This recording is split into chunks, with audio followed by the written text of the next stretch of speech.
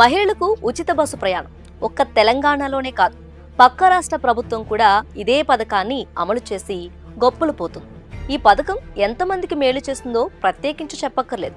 మొదట కర్ణాటక కాంగ్రెస్ మొదలుపెట్టిన ఈ పథకం మన తెలుగు రాష్ట్రాలకు పాకింది. ఎలక్షన్ స్టంట్ లో భాగంగా తెలంగాణ రాష్ట్రంలో కాంగ్రెస్ ఈ హామీ ఇచ్చి గెలిచింది.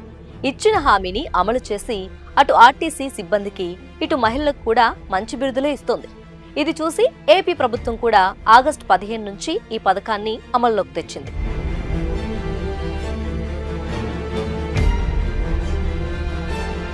ఇలాంటి ఉచితాలపై తాజాగా మాజీ ఉపరాష్ట్రపతి వెంకయ్యనాయుడు సంచలన వ్యాఖ్యలు చేశారు.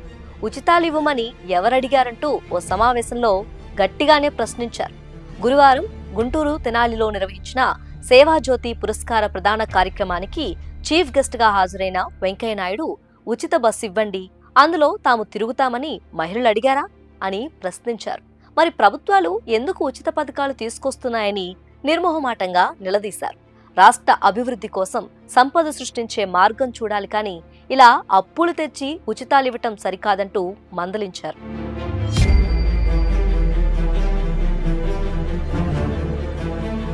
ప్రభుత్వం ఏది కూడా ఉచితంగా ఇవ్వకూడదనేది తన అభిప్రాయమని చెప్పిన వెంకయ్య, ఇలా ప్రజలకు ఉచితాలిస్తే తనకేమీ నష్టం కాదని చెప్పారు. కానీ ఉదయం ఉచిత పథకాలు ఇచ్చి సాయంత్రం మద్యం రూపంలో మళ్లీ ప్రజల నుంచే ప్రభుత్వాలు డబ్బులు వసూలు చేస్తున్నాయన్నారు. నవ్వుకోవడానికి సరదాగా అనిపించినా ఇది భయంకరమైన నిజమని చెప్పారు వెంకయ్య. పేద ప్రజలకు విద్య, వైద్యం మాత్రమే ఉచితంగా ఇవ్వాలని, మిగతావి ఏవి కూడా ఉచితంగా ఇవ్వకూడదన్నారు. ఉచిత పథకాలు ఏమాత్రం మంచివి కాదని, ఈ విషయంలో 2 తెలుగు రాష్ట్రాల ముఖ్యమంత్రులు ఆలోచించాలని సూచించారు.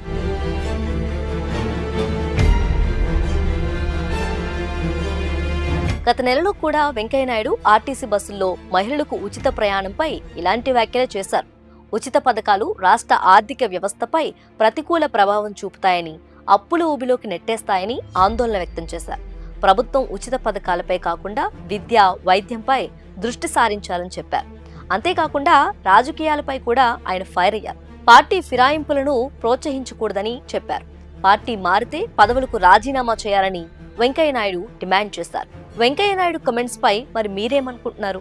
ఉచిత పథకాలు నిజంగా ప్రజలకు ఉపయోగమా, లేక భవిష్యత్తులో రాష్ట్రాలకు పెనుభారం అవుతాయా? కింద కామెంట్లో మీ ఒపీనియన్ తెలియజేయండి.